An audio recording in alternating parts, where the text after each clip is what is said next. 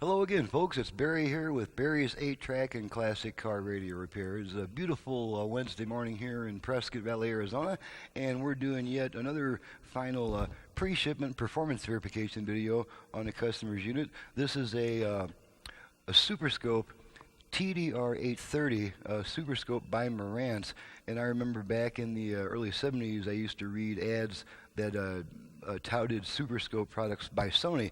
So we've got some pretty high-class companies involved in this tape deck here, and inside it's a pretty nice deck. I would say it's probably equal to or maybe even possibly better than the Pioneer HR 99-100. And this is just going to be a quick, simple test because there's not a whole lot of features on this thing to test like there is on a car unit conversion. So we're just going to go ahead and pop in a Temptations tape, see how the temps are doing today. And just got to figure out why it won't work. Probably forgot to plug it in. Nope, I forgot to turn the power on. That makes quite a difference.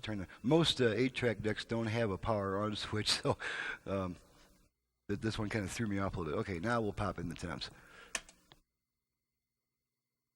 Okay, and get our receiver going.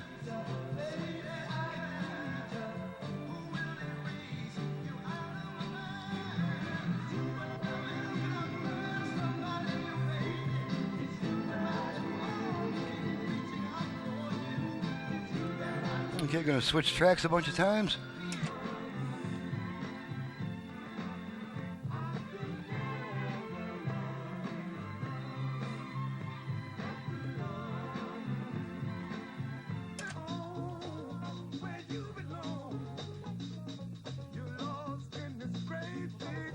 The deck has a nice, somewhat produced sound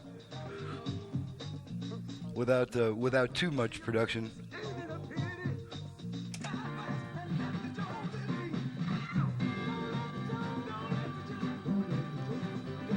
And I'm going to go ahead and test the fast forward, although I really don't recommend using the fast forward because it causes the tape to wind unevenly around the hub, which could cause trouble up ahead for that tape cartridge.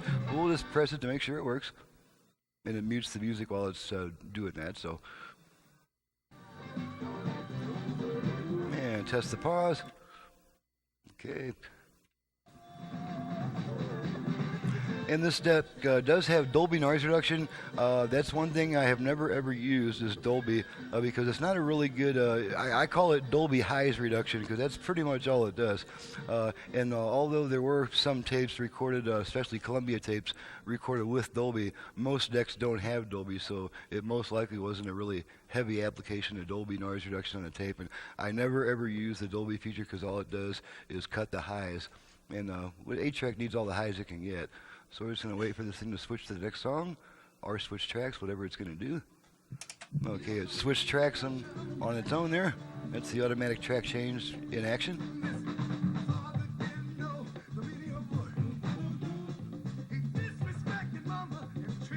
Let's see if we can turn down the iris on this camera so we can get a better look at the meters. There we go. With a 38 camera video system, lighting can be quite a challenge. Okay, just gonna switch tracks a few more times. I'm gonna quit.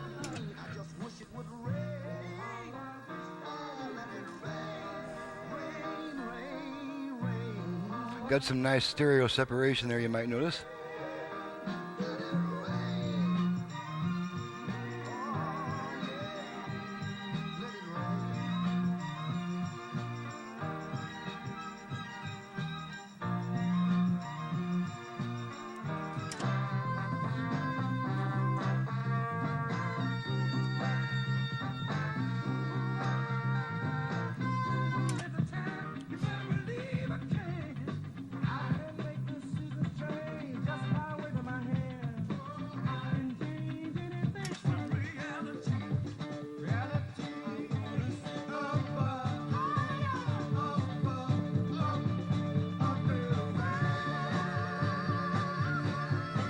Okay, we're gonna stop. That's definitely quite a sufficiently thorough test. So she's ready to go back to the customer. I just need to call them and find out what California city goes by the initials MB. And other than that, let's see. Oh yeah, I forgot to say who this unit came from. This unit comes from Gary in MB, California, whichever city that is. And it's going to be going back there very shortly as soon as I get her all packed and the paperwork type up and all that cool stuff. So now I can bid you guys a fond farewell and get back to work here. I am Barry with Barry's 8-Track and Classic Car Radio Repair. If you have an 8-track player, either for home or for car use in need of service, you can reach me directly at 928-533-9666. The bulk of my workload is a classic car AM radios that customers are having converted to FM. And so, needless to say, I also do that. I can add Bluetooth, USB reader, auxiliary input, and maybe even a cool few other features that I can't think of at the moment. So, if you would like to go on my website, you can learn just all kinds of cool stuff about the 8-track format and 8-track players in general, and as well as getting my prices on the various types of units that I work on. So, feel free to visit my website, which is in the description below. Thank you very much for watching and listening, and we'll see you next time.